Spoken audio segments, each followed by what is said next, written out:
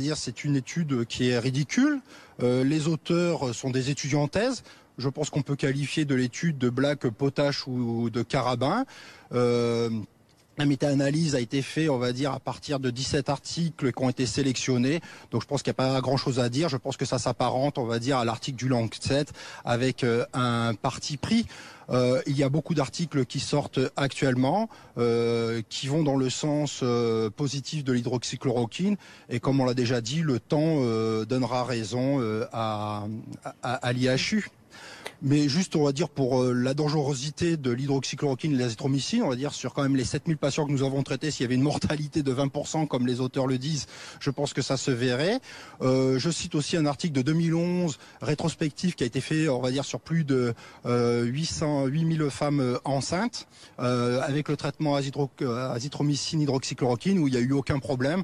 Donc il faut arrêter avec ce fantasme de la toxicité de l'hydroxychloroquine, renforcée avec l'azithromycine. Ce n'est pas la peine de discuter là-dessus. Malheureusement, oui, je dis la même chose. En plus, j'ai du mal à comprendre qu'on impose le masque à l'extérieur, et sauf erreur de ma part, que le masque ne soit obligatoire dans les lieux clos qu'à partir du 1er septembre.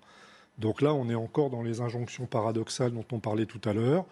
C'est bien le 1er septembre, hein, c'est ça? C'est bien le 1er septembre dans l'entreprise, je crois. Oui, parce qu'il y a les lieux clos où on reçoit du public et il y a les autres lieux clos. Donc jusqu'à maintenant, on avait les lieux clos où on recevait du public, tout le monde était d'accord.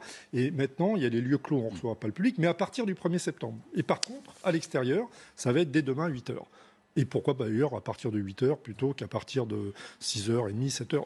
Honnêtement, enfin moi je peux pas expliquer. J'ai pas d'explication. Surtout que sur le plan épidémiologique, ça ne se justifie absolument pas.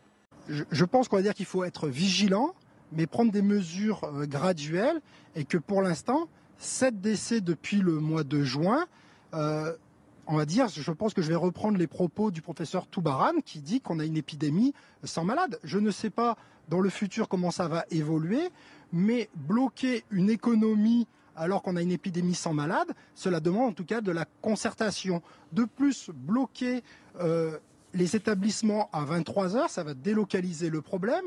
On va dire, on focalise sur les jeunes, mais les jeunes, on a un grand littoral à Marseille, vont aller sur les plages, aller ailleurs, on ne va pas les poursuivre de partout.